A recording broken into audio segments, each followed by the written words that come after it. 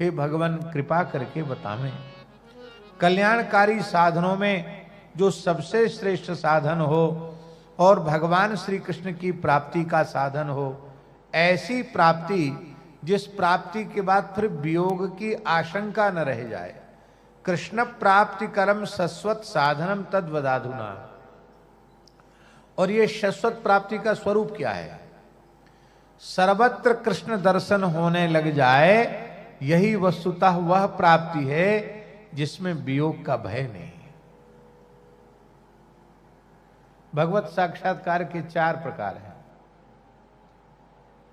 सबसे पहला प्रकार है स्वप्न दर्शन। स्वप्न में भगवान का दर्शन होना, ये सामान्य बात नहीं है। स्वप्न विज्ञान अत्यंत अत्यंत श्रेष्ठ विज्ञान है। स्वप्न साधक की उपासना का दर्पण है। स्वप्न से ही पता चलता है कि हमारे अंतःकरण की स्थिति कैसी है।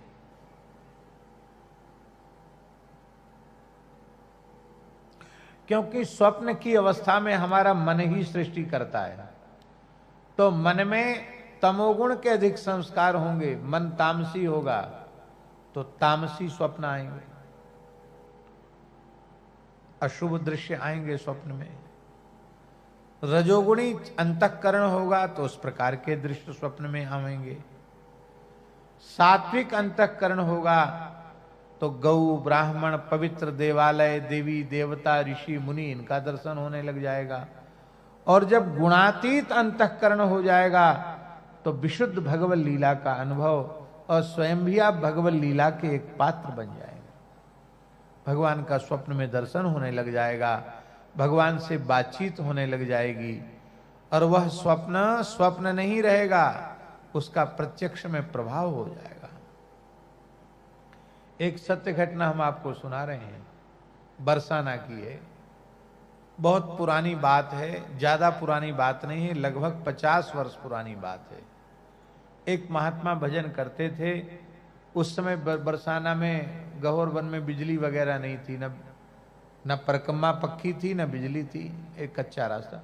कच्ची परकम्मा तो हमने की है, हम भी जब रहते थे वहां उस समय बिजली नहीं थी, बिजली अब आई है। तो महात्मा रहते थे और उनको इतना तीव्र विरह हुआ कि इतने दिन पड़े पड़े भजन करते करते हो गए, श्री जी ने कोई झलक ही नहीं दिखाई। अब तो मैं मर जाऊंगा बिना खाए पिए, बस बहुत अधिक विरह हुआ, अन्न जल छोड़ दिया, अपनी कुटिया में ही बंद हो गए। और ब्रजवासी बहुत अच्छे होते हैं। कितने अच्छे होते जानते हैं राजेश जी? ब्रजवासी सम दाता नहीं और बिन मांगे देता नहीं। ब्रजवासी सम दाता नहीं और बिन मांगे देता नहीं। आप अपनी कुटिया में बिल्कुल अन्न जल छोड़ के पड़े, कोई नहीं पूछने जाए बाबा भजन कर रहा है, काय को बाबा भजन में विक्षेप करो, भजन करने दो बाबा, भजन करवे कोई तो साधु बनो है, कोई छेड़ेगा नहीं आपको। और दरवाजे पर जाकर कह दो मैया राधे श्याम सीताराम, तो घर में जो कछु होगा एक टूक लाए के बाबा जी को जरूर देगा।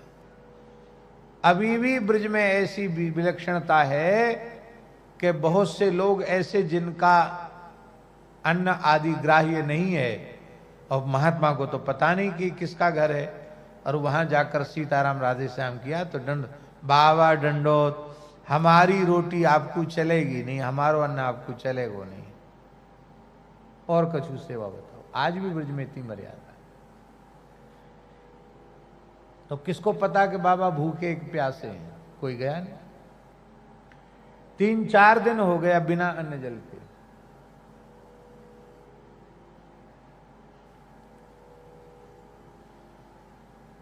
तो स्वप्न में एक कन्या आई, छोटी सी लाली, बड़ा सुंदर श्रृंगार, लहंगा चुनरी ओढ़े भये, और वो आकर के बाबा राधे श्याम, कलाली राधे श्याम, काय को आई है? बोले मेरी मैया ने तुम्हारो न्योतो कियो है। कौन है तुम्हारी मैया? बोले कीर्ति मैया। कौन मैया? कीर्ति मैया ने न्योतो कियो है। तुम कौन हो? बोले मैं ललता हूं, राधा रानी की सखी हूं, और राधा रानी ने हम सबन ने मिलकर रसोई बनाई है तुम्हारे घर, तुम्हारा न्योतो कीर्ति मैया ने भेजो बुलावा। सपने की बात है। तो महात्मा ने मन में सोचा कि रे भाई चलो महल से कम न्योता तो आया, आज पहली बार चले। तो सपने में वहां गए तो बड़े प्रेम से आदर की, आसन बिछाया। अरे बाबा बरसाने में भजन करो, भूखो काय को मरे, भूखो मत मरे, ले बढ़िया पाप प्रेम से। राधा रानी परोस के जिमा रही है। अब वो पाते पाते खूब तृप्त होके उन्होंने पाया, और जब जगे तो देखा ये तो हमने सपने में पाया था। क्या सोचा? सपने में पाया था। और आश्चर्य की बात है कि जैसे कोई बहुत ज्यादा खा लेता है तो लगता कंठ तक भर गया, ऐसे उनको लगा कि एकदम पेट भर गया। और डकार आवे तो बड़ी बड़ी दिव्य सुगंध, माने जैसे जो वस्तु खाई जाती है उसकी सुगंध डकार में आती है, तो जैसे खूब भरपेट कोई व्यक्ति खा ले तो खा करके उसकी बड़ी दिव्य सुगंध आई। महाराज जी उन संत को 15 दिन तक भूख प्यास नहीं लगी। अब लोग कहते स्वप्न झूठे होते हैं, पर ये स्वप्न सत्य हो गया कि नहीं हो गया? स्वप्न में खाया पर पेट प्रत्यक्ष में भर गया। स्वप्न दर्शन भी दर्शन है। इसलिए स्वप्न साधक को यह बताता है कि उसका अंतःकरण कैसा है। बहुत से लोग खूब साधन करते हैं पर उनको स्वप्न बुरे होते हैं, अच्छे नहीं होते हैं। उनको भी निराश हताश नहीं होना चाहिए, अपने साधन को और तीव्र कर देना चाहिए, भगवत चिंतन को और अधिक बढ़ा देना चाहिए। और अच्छी अनुभूतियां होवें तो किसी के भी सामने अति आवश्यक न हो तो किसी के भी अनधिकारी के सामने तो बिल्कुल नहीं। कभी बहुत अधिक आवश्यकता किसी विषय को लेकर पड़ जाए तो केवल समर्थ सद्गुरुदेव के चरणों में निवेदन करना, पर बिना बढ़ाए चढ़ाए ज्यों की त्यों बात उनके चरणों में रखना, ये तो ठीक है। कहीं सब समझ में नहीं आ रही हो बात तो अन्यथा पत्नी पुत्र अथवा मित्र किसी के भी सामने अपने स्वप्नानुभूति का प्रकाश नहीं करना चाहिए। फिर लोग कहते अब हमको होना बंद हो गया। भैया तुम सोच रहे हमारी अपनी पूंजी, तुम्हारी अपनी पूंजी थोड़ी, तो ठाकुर जी कृपा करके दिखा रहे थे, तुमने अपनी योग्यता उसको समझ लिया है। दूसरा दर्शन है भगवान का ध्यान का दर्शन। ध्यान में भी भगवान से वार्तालाप होने लग जाता है, लीलाओं का अनुभव होने लग जाता है। यह स्वप्न दर्शन से श्रेष्ठ है।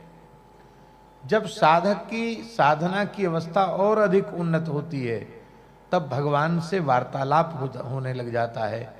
पश्यंती वाणी में भगवान से वो वार्तालाप करता है।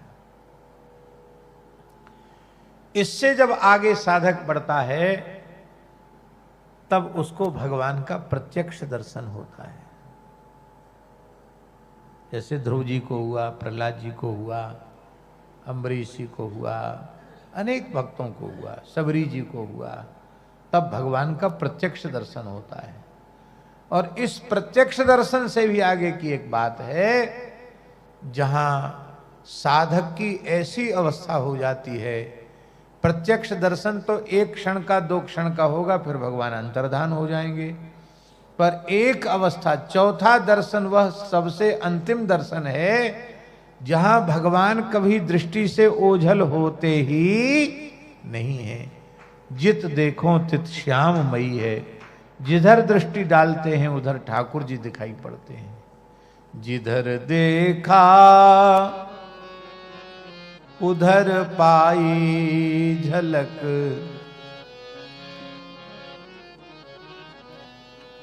जिधर देखा उधर पाई झलक घनश्याम प्यारे की। जिधर देखा